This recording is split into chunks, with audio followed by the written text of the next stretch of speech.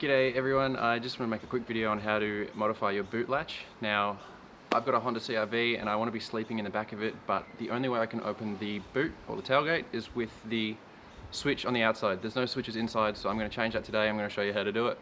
So first of all, you need to remove these plastic trims, which run along here. And that's so you can take the larger piece off, which I've already done. I'll show you how that goes back together. But it's only these little green clips that hold it in. And on the larger piece, you've got to remove this handle and the screw. And then from there, you just pop it off. It might sound pretty brutal, but you should be okay. And if you do break anything, you're only going to have to replace those clips, which will be pretty cheap. Now, there is a little window in the plastic trim which lets you fit a screwdriver in here. And you can manually manipulate this lock to open it. But for me, I want to do it electronically, which means intercepting this switch. Now that normally plugs into there, and then when you go on the outside of the car, that's what activates the switch. As I said, we want to activate that from inside. So what we need to do is intercept this wire and add our own switch to it, which means we would have stripped back the insulation on these wires, run two of our own wires to a new switch, and we can put that wherever we like. And then that switch and this switch will both open the tailgate. So now what we're going to do is strip back the insulation and connect our own wires into here. Alright, I've done a bit of a twist and tape job here just to prove the concept. Now this is a plug and that'll run down to a momentary switch, and when we press that we should be able to hear the motor go off. Excellent. Now if we plug this back in, we should be able to use both. So that's outside and this is inside. Beauty. Alright, now we can wire that up properly.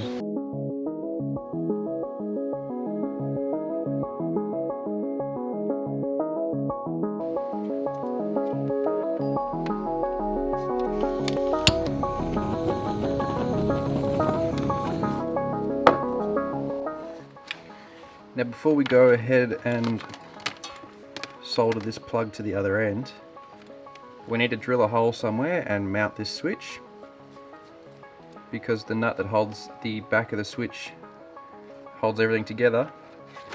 We won't be able to thread that on once we solder this plug on. This is a pretty beefy plug, but it's the only one I had.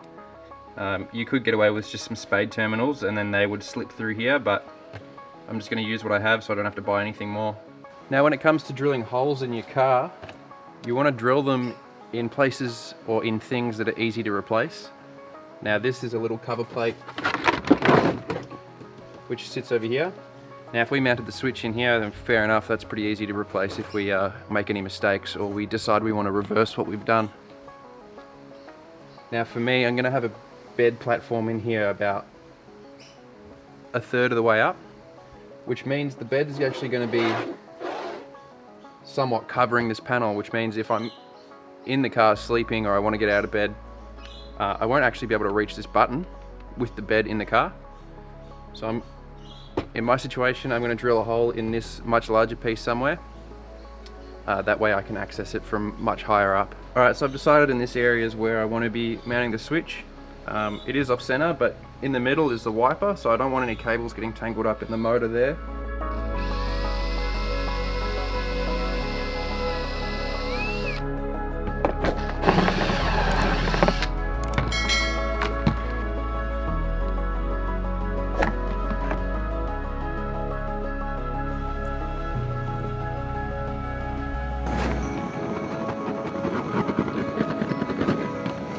Alright, I left the tail on the plug pretty long so that I could give myself some room to work and plug it in while the plastic trim is off.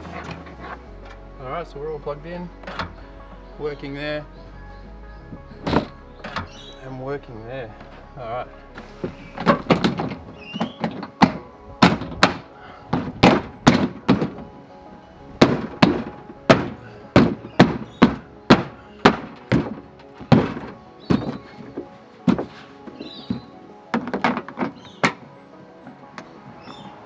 Now the reason I pulled the excess through this hole is I can tie it up and cable tie it. And then if I ever need to pull this panel back off, I can just cut the cable tie through this little window, and then that's going to give me the length I need to pull this apart and unplug it.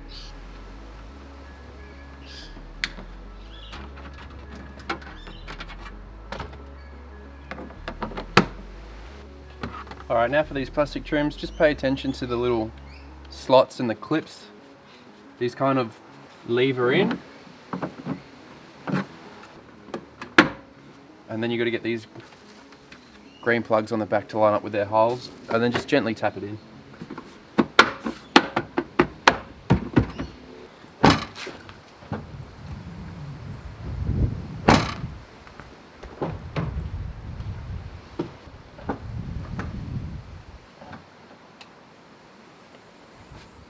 There we go, works a treat. Alright, now that we can open the tailgate from inside, I need some kind of handle so that I can pull it closed from inside as well.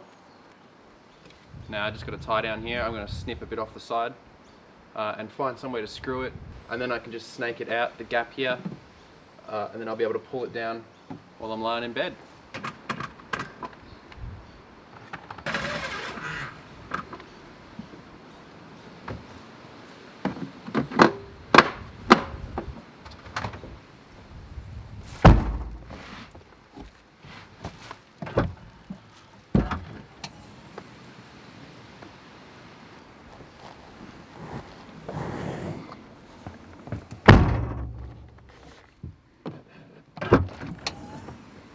Alright, just to wrap up this video, I used a red switch because I salvaged it out of this Corolla. It used to be one of the switches that ran the air horn that used to be in this, but since doing the engine swap I got rid of that, but I kept the switches.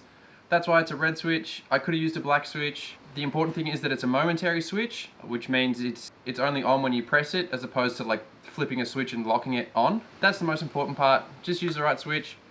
I literally didn't spend any money. I had everything at home, but if you want to buy the switch, it'd cost you a few bucks. Some speaker wire, again a few bucks, and then a bit of strapping and 2 screws. That's literally all you need to get this done, and the tools of course. Now I just want to briefly mention as well that if you wanted to run a 3rd switch or a 4th switch, you could do that. In my specific car, as I said earlier, the only way to open the tailgate is from outside the car. Now I can open tailgate from the boot, and if I wanted to open it from the driver's seat, I could run a big cable run from where we connected in, run that through the tailgate, follow the factory wiring through the grommets into the body of the car, and then find somewhere near the driver's seat to put that switch.